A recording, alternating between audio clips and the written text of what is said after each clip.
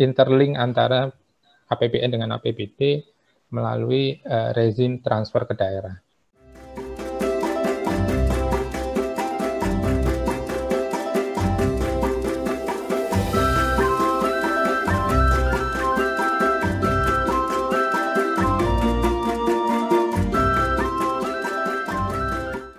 Halo semuanya, selamat datang di Podcast 33. Podcast 33 ini adalah podcast yang dikelola oleh Artikel 33 Indonesia, sebuah lembaga riset kebijakan yang mengelola isu-isu pengelolaan sumber daya alam dan juga pembangunan sosial di Indonesia. Ini adalah seri pertama. Nah, ini seri yang sudah mulai kita akan membahas isu-isu di seputar tata kelola sumber daya alam dan mungkin nanti juga isu-isu lainnya yang menarik ya. Semoga bahasan kita hari ini itu bisa memberi masukan berharga itu bagi wacana atau perdebatan kita tentang tata kelola sumber daya alam. Sebelumnya saya perkenalkan lagi ya, nama saya Santoso, saya adalah Direktur Artikel 3 Indonesia yang hari ini menjadi host pada podcast 33 ya. Mungkin nanti di kesempatan lain akan ada host yang lain dari teman-teman Artikel 3. Nah, hari ini kita akan membahas tentang sebuah tema yang mungkin bagi pemerhati lingkungan, kehutanan, dan sumber daya alam secara umum ya, termasuk pemerhati ekonomi itu menarik ya. Tapi mungkin sebenarnya bagi sebagian besar orang tema ini juga bisa menjadi concern bersama gitu ya, karena ini tema tentang hutan ya, tentang apa yang disebut sebagai perhutanan sosial. Jadi perhutanan sosial ini adalah sebuah program yang diluncurkan oleh pemerintah Jokowi beberapa tahun sebelumnya. Intinya adalah pemerintah memberikan hak pengelolaan kepada masyarakat di seputar hutan untuk bisa mengelola hutan gitu ya, yang arahnya itu kira-kira ada dua hal. Yang pertama untuk peningkatan kesejahteraan masyarakat lokal, yang kedua itu untuk pelestarian hutan itu sendiri gitu. Jadi ini satu terobosan yang menarik ya, karena semacam mendesentralisasikan gitu ya, mendesentralisasikan pengelolaan hutan yang tadinya mungkin dikuasai oleh negara dan mungkin sedikit orang. Nah, ini tuh disebar begitu penguasaannya. Hari ini kita khusus akan membahas tentang aspek pembiayaan gitu ya, karena ini aspek yang penting nih dalam pengelolaan hutan. Masyarakat itu tidak bisa mengelola sendiri, dia butuh dukungan gitu ya dari berbagai pihak, terutama dari sisi finance gitu ya, keuangan, pendanaan. Nah, untuk ngobrol tentang hal itu, kita sudah kedatangan tamu, Pak Joko Triharyanto. Beliau adalah peneliti di Badan Kebijakan Fiskal Kementerian Keuangan. Nah, tapi untuk tahu detailnya Pak Joko ini siapa, silahkan Pak Joko untuk memperkenalkan diri. Silahkan. Ya, terima kasih Mas Santoso. Jadi Mas Santoso ini senior saya. Senior di S1, di S2 juga ya Mas Santoso ya. Iya. Nah, kalau kita bicara tadi sudah disampaikan, nama saya Joko Triharyanto. Kebetulan sehari-hari jadi fungsional peneliti di Badan Kebijakan Fiskal, kemudian di Pusat Pembiayaan Perubahan Iklim. Nah, Pusat Pembiayaan Perubahan Iklim ini sebetulnya menjadi salah satu opsi ya. Ketika tadi Mas Santoso juga menyampaikan bahwa masalah klasik dari sektoral itu kan pasti bicara aspek pembiayaan atau pendanaan. Meskipun orang bilang duit bukan segalanya, tapi kalau nggak ada duit ya nggak bisa melakukan segalanya gitu. Jadi duit nomor 10, tapi nomor 1 sampai 9-nya nggak ada ya, sama aja, tetap aja nomor 1. Nah, persoalannya adalah bagaimana kemudian masalah klasik ini bisa kita pecahkan. Nah, itu menjadi salah satu tugas dan fungsi dari kami di Badan Kebijakan Fiskal untuk merumuskan atau merekomendasikan berbagai policy, evidence-based policy khususnya ya, karena memang di kami itu aspek penekanan dari kualitas kebijakan yang diambil harus berbasiskan evidence base. Jadi tidak boleh sebuah kebijakan itu istilahnya coba-coba atau trial and error. Trial and error itu boleh, tapi hanya sebagai sebuah proses menuju sebuah evidence base yang sesungguhnya. Itu mungkin perkenalan singkatnya, Mas Santoso. Oke, terima kasih. Jadi Pak Joko itu mau menegaskan bahwa saya lebih tua gitu ya, umurnya gitu. Ya, jadi ini aset pendanaan itu penting ya. Kalau kata Cak Lontong itu duit itu nomor 6 katanya. 1 sampai 5 itu Pancasila. Oke, baru-baru ini itu Pak Jokowi itu menyatakan bahwa jadi dari target 12,7 juta perhutanan sosial itu kita masih punya PR 8 juta gitu ya. Jadi PR-nya itu sisanya masih banyak juga gitu ya, dan didorong untuk segera direalisasikan gitu yang 8 juta ini, dan tidak hanya soal lisensi gitu ya, tapi juga perlu diidentifikasi sebenarnya sudah bermanfaat atau belum gitu ya. Nah, menyangkut itu, kalau dari aspek pendanaan nih Pak Joko ya, untuk bincang-bincang awal kita, mungkin bisa digambarkan sebenarnya dukungan pendanaan apa saja sih yang ada di Indonesia ini menyangkut perhutanan sosial ini. Ya, jadi terima kasih Mas Santoso. Jadi kalau kita bicara isu pendanaan atau pembiayaan, itu kan kita bisa membagi menjadi beberapa aspek. Jadi secara garis besar, pembagian atau delegasi sumber-sumber pembiayaan itu ada dua, yang pot besarnya, pendanaan publik, pendanaan non-publik. Nah, pendanaan publik ini bisa kita turunkan menjadi pendanaan yang berbasiskan pemerintah, ya, sumber-sumber dana pemerintah, yang kemudian dibagi lagi menjadi pot kecil. Satu adalah pot APBN. Bicara APBN berarti kita bicara pemerintah pusat. Kemudian ada pot kecil yang lain, yang kita bicaranya adalah APBD. Nah, APBD berarti kita bicara aspek pendanaan dari pemerintah daerah. Menjadi menarik lagi ketika kemudian kita tengok pot besar yang satunya, yaitu aspek pembiayaan atau pendanaan non-pemerintah, non-publik. Karena non-pemerintah atau non-publik ini bisa berbagai sumber. Apakah itu private company dari perusahaan, ya, swasta. Swasta ini ada beberapa sumber juga. Kita bicara dari CSR-nya, Corporate Social Responsibility, atau bina lingkungan, kemudian bina sosial, kemudian bisa juga sumbernya dari filantropi, karena biasanya kan mereka punya yayasan. Nah, itu sumber-sumber yang pertama. Kemudian yang berikutnya kita bisa bicara isu multilateral dan bilateral. Jadi kita bicaranya adalah komunitas internasional. Komunitas internasional itu menjadi sumber yang lain ketika bicaranya kelembagaan, itu dalam bentuk multilateral, apakah World Bank, kemudian IMF, IDB, dan sebagainya. Atau misalnya hubungan diplomatik bilateral, G2G, pemerintahan dengan pemerintah. Kemudian ada lagi sumber yang dari masyarakat sipil. Masyarakat sipil ini bisa dari CSO, organisasi masyarakat, dan sebagainya. Kemudian bisa juga sumbernya dari university atau akademisi, ya, akademisi. Khususnya nanti ketika kita bicaranya isu capacity building. Nah, ini adalah aspek garis besar dari pendelegasian sumber-sumber pembiayaan. Nah, di sub komponen yang ke bawahnya lagi, ketika kita bicara APBN, nanti dibagi dua lagi. APBN ada yang pemerintah pusat, itu via kementerian dan lembaga. Nah, di sini nanti ada KLHK. Ya, KLHK kan berarti pemangku utama dari isu terkait dengan perhutanan sosial. Kemudian di situ ada juga PNBP. Ketika kita bicara hubungan antara pusat dengan daerah, tadi ada APBN, ada APBD. Di APBD sendiri nanti bisa via pendanaan dinas, ya, sesuai dengan tugas pokoknya. Nah, cuman ada hubungan interlink antara APBN dengan APBD melalui rezim transfer ke daerah.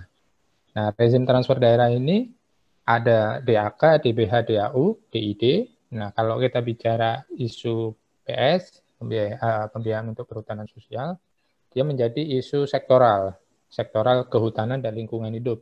Nah, itu bisa via pendanaan DAK, dana alokasi khusus. Selain urusan rezim transfer daerah ini juga ada persoalan pembiayaan sektoral lain dalam bentuk dekonsentrasi dan tugas pembantuan.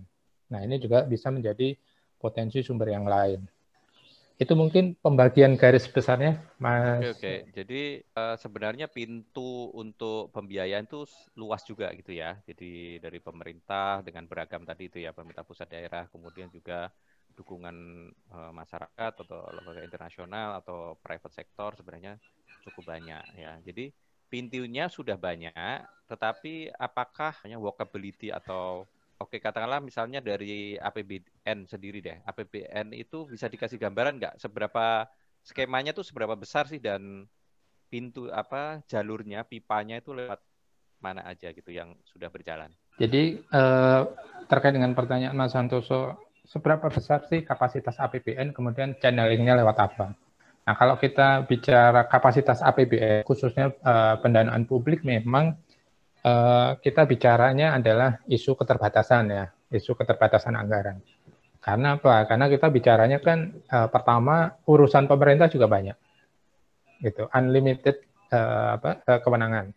Meskipun kemudian kewenangan ini dibagi antara kewenangan pusat, provinsi, kabupaten, kota, sampai di desa.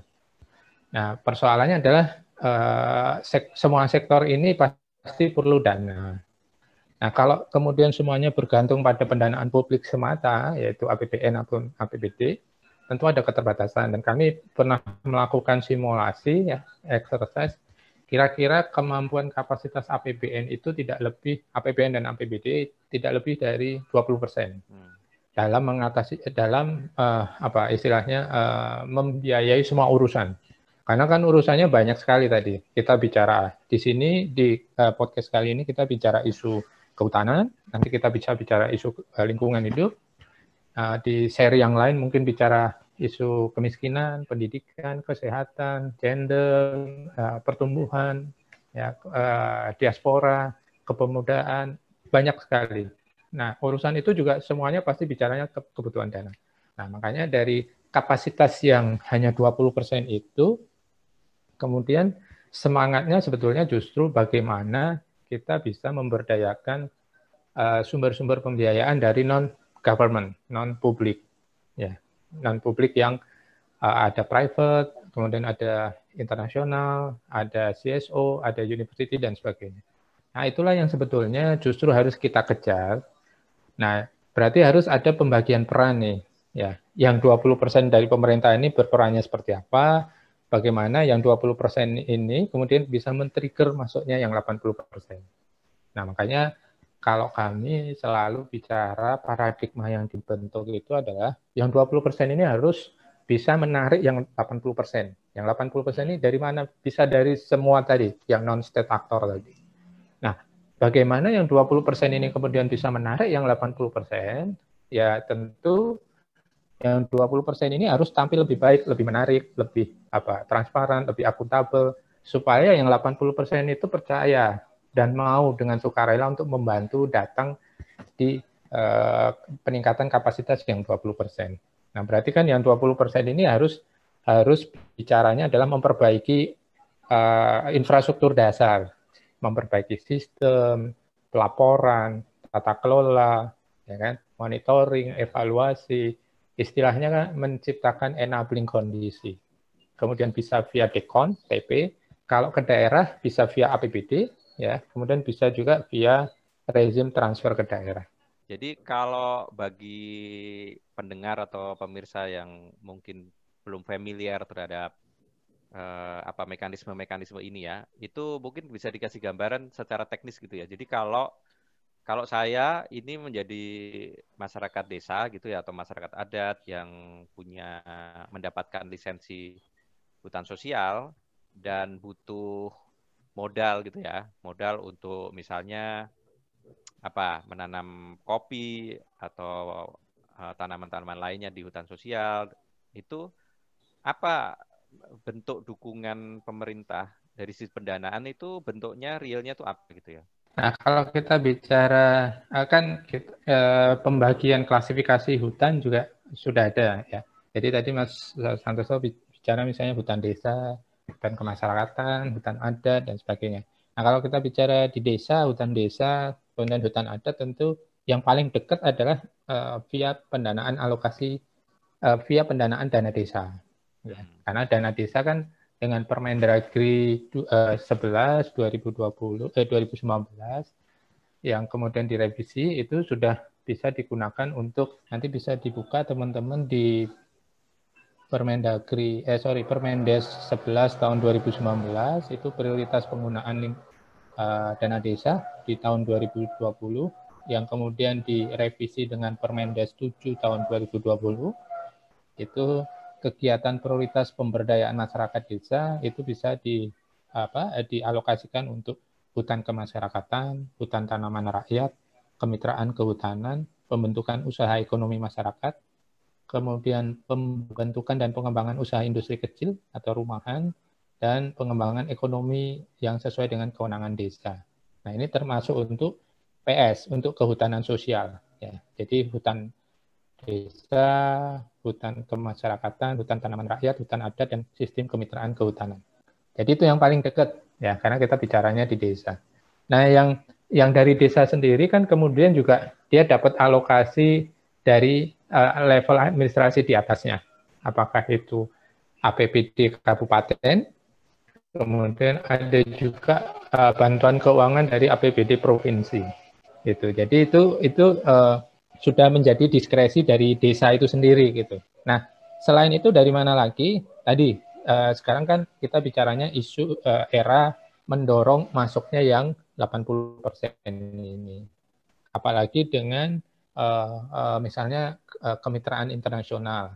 Nah, kemitraan internasional ini kan sekarang juga sudah banyak ya mitra-mitra yang memberikan alokasi pendanaan, apakah itu via JEF, via Green Climate Fund yang bahkan bisa masuk sampai di level desa.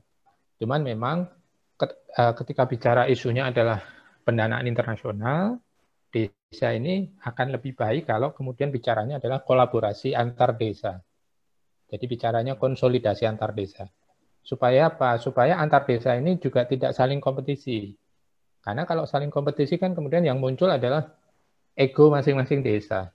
Nah, ketika dibawa ke pendanaan internasional, level dari desa ini memang kalau tidak berkolaborasi tentu akan relatif minim. Makanya kalau bicaranya isunya kemudian beyond dana APBN, APBD, masuk ke dana internasional, itu kita bicaranya desa inkorporasi, desa incorporated. Jadi bicaranya adalah bentuk konsolidasi antar desa. Dan itu yang sedang kami kembangkan juga, kebetulan kita lagi mengupayakan adanya BUMDes inkorporasi, supaya beberapa desa yang sudah mulai bergerak dengan produk-produk lokal hasil hutannya, itu kemudian bisa lebih komersial lagi. Selain bermitra juga dengan CSO dan private company.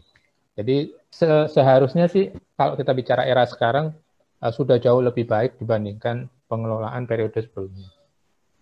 Jadi yang paling dekat itu dana desa ya. Ini dana desa kan program yang besar gitu ya.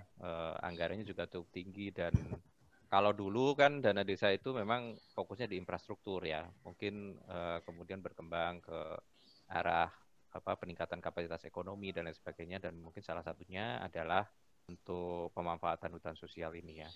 Nah, kalau dari pengamatan Pak Joko nih ya, dalam prakteknya itu sebenarnya masyarakat yang membutuhkan dana ya, baik untuk modal atau untuk kepentingan lainnya dalam hubungannya dengan pemerintah desa itu relatif mudah mengakses pendanaan ini atau sangat tergantung dari kebijakan pemerintah ya, baik pemerintah pusat maupun pemerintah daerah gitu. Jadi maksudnya kalau pemerintah daerahnya aktif bergerak itu ya jalan, tapi kalau enggak terlalu aktif ya enggak jalan, atau sebenarnya sesuatu yang bisa secara mandiri gitu diinisiasi oleh masyarakat desa sendiri.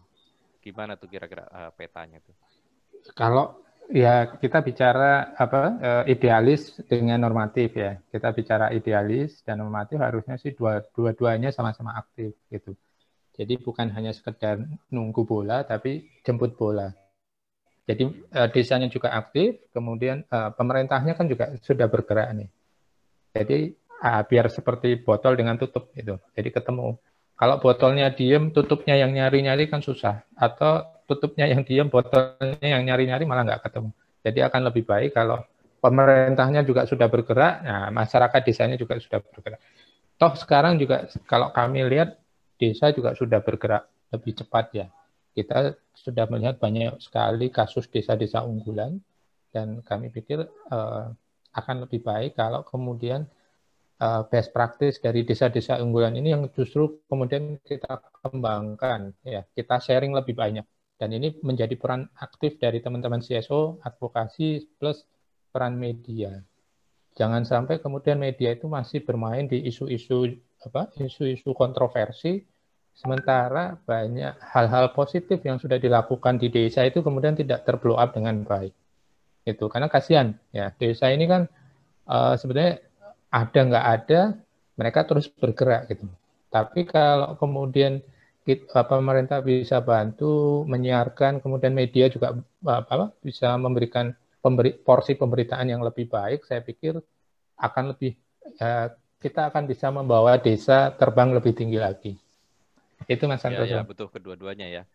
Ya. Nah, artikel ketiga ini kan punya program ya intervensi di beberapa tempat ya di Sulawesi Selatan dan ND, terutama menyangkut apa yang tadi Pak Joko sebut BUMDes ya, sebuah kelembagaan ekonomi yang ada di desa dan harapannya ini menjadi wadah gitu ya bagi masyarakat termasuk untuk pemanfaatan hutan sosial gitu ya. Dan temuan kita itu salah satunya adalah soal pendanaan, pemodalan ya. Jadi usahanya sudah berjalan, mungkin ada yang masih terbatas juga, kapasitas, omset dan lain sebagainya.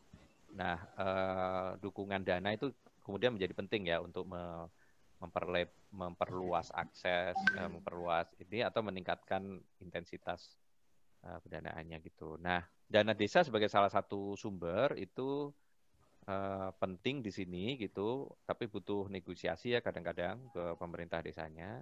Nah, apakah ada sumber-sumber lain Pak Joko yang bisa dimanfaatkan oleh mereka gitu ya, kecuali soal ya kapasitas sendiri gitu ya, tapi itu kan terbatas ya. Kalau dari misalnya dari perbankan atau dari mana lagi mereka bisa mengakses sebenarnya Pak Joko? Ya, jadi sebetulnya memang kalau kita bicara kan gini, kalau kita bicara isu PS itu kan agak berbeda pendekatannya dengan isu Red Plus ya, Mas Santoso ya. Kalau isu Red Plus kan memang fokus ke penurunan emisinya, kemudian diberikan kompensasi atas upaya untuk menjaga hutannya. Jadi dia bicara istilahnya reduction emisi led dari aktivitinya. Jadi semuanya itu didrive dari penurunan emisi akibat tidak masuk ke hutan, kemudian dibayar sebagai kompensasi. Padahal kalau kita bicara kebutuhan kan setiap hari kita punya kebutuhan, mereka punya kebutuhan anak-anak, bayar sekolah dan sebagainya. Makanya kemudian muncullah pendekatan PS, perhutanan sosial, ketika mereka tetap tidak merusak hutan, tapi caranya adalah diberikan kailnya gitu. Nah, ketika kemudian kita bicara diberikan kailnya, produk-produk PS ini kan juga tidak hanya bicara produk utama kayu, ya. Justru yang digerakkan sekarang kan bagaimana PS ini kemudian menghasilkan banyak produk unggulan non kayu, ya, madu hutan, ya kan, kemudian tanaman-tanaman produktif lain dan sebagainya. Dan itu sudah menjadi salah satu komoditi yang bisa BNI itu mereka sudah masuk untuk kredit microfinancing misalnya. Nah, kalau memang kapasitas skalanya sendiri masih kecil ya, karena dia masih usaha rintisan, biasanya kan usaha primer itu kan masih kecil, kapasitasnya, tenaga kerjanya masih sederhana, jumlahnya masih sedikit, kapasitasnya, modal dan sebagainya. Pemerintah sendiri kan juga pertama punya mekanisme KUR ya, kredit usaha rakyat. Ya. Kalau kita bicara KUR itu kan plafon pembiayaannya kan 25 sampai 500 ya, 25 juta sampai 500 juta. Sementara masih banyak juga kalau KUR kan berarti kita bicara UMKM. usaha kecil, menengah, mikro, kecil, menengah. Masalahnya kan juga masih banyak yang di bawah UMKM nih, ya, yang super mikro.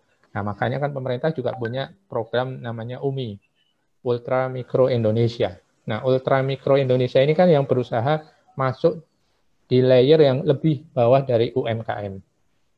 Nah, UMI ini juga kalau kita bicara usaha-usaha produk utama prioritas dari non-kayunya teman-teman PS, perhutanan sosial itu juga bisa dimanfaatkan dengan fasilitas UMI. UMI ini kan tidak lebih dari 25 juta, kemudian di bawah 1 tahun, dan dia tidak perlu garansi.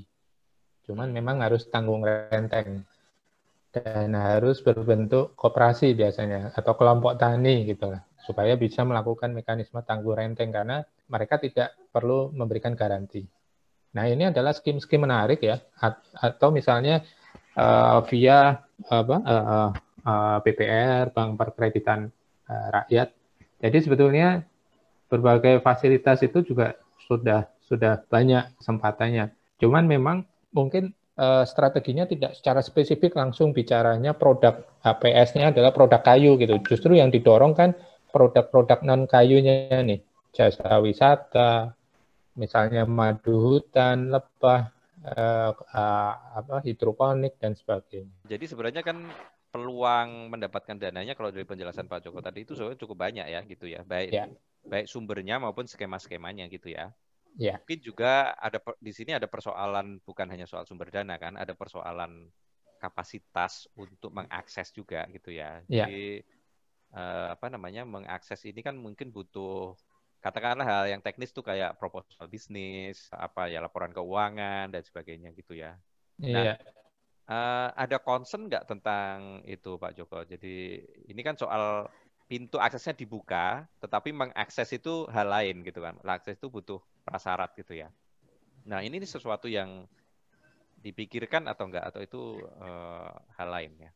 Ya, jadi kalau kita bicara isunya adalah UMI, ya, UMI itu ada pendampingan, Mas Santoso. Karena harapannya dengan pendampingan ini kan tadi UMI ini dia tidak pakai garansi. Nah, kalau tidak pakai garansi kan potensi kredit fall-nya, resiko kreditnya kan juga tinggi. Makanya harus ada pendampingan, meskipun dia harus tanggung renteng juga. Tanggung renteng itu misalnya salah satunya nggak bisa bayar, ya satu kelompok itu yang harus nanggung. Makanya harus ada pendampingan.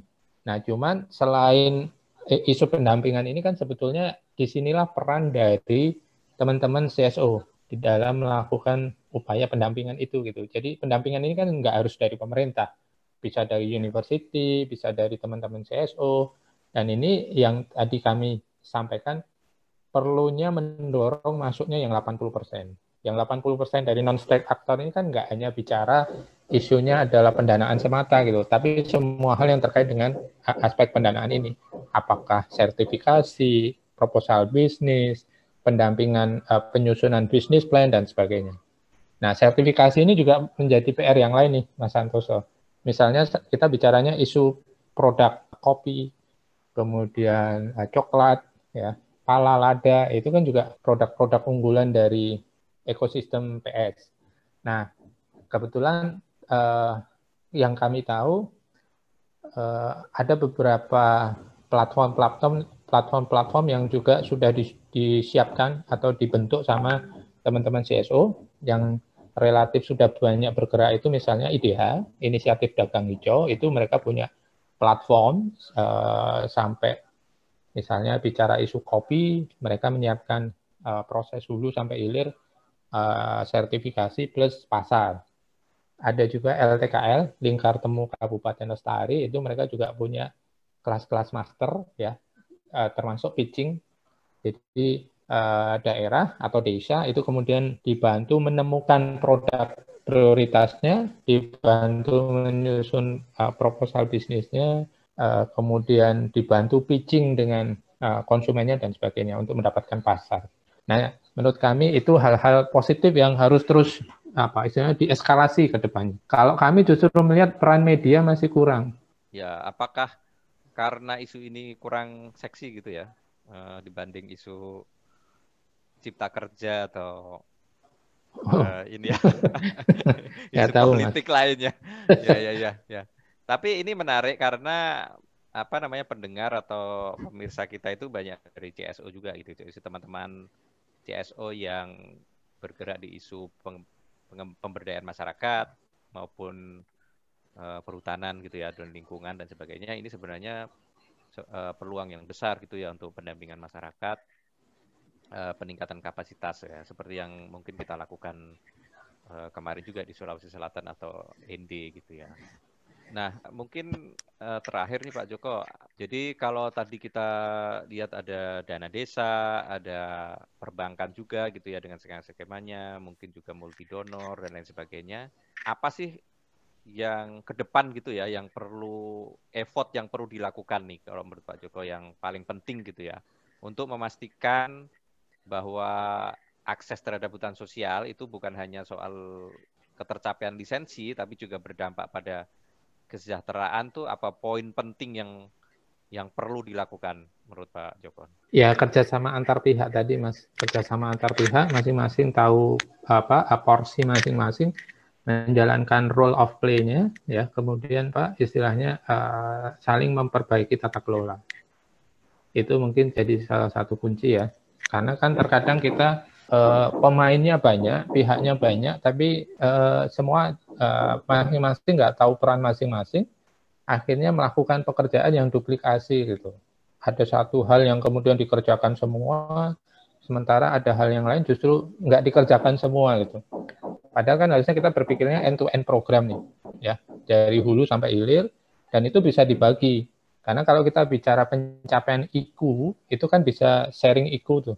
Misalnya teman-teman CSO akan menggarap aspek advokasi. Advokasinya apa? Misalnya dari sisi lisensi, sertifikasi, mastery class, mencarikan pasar, produk penetrasi dan sebagainya. Nanti pemerintah bicaranya udah infrastruktur dasar pendanaannya kami, ya. Kemudian nanti internasional, karena terkadang kan saya concernnya ke internasional juga. Terkadang mereka kan terjebak pada persoalan piloting.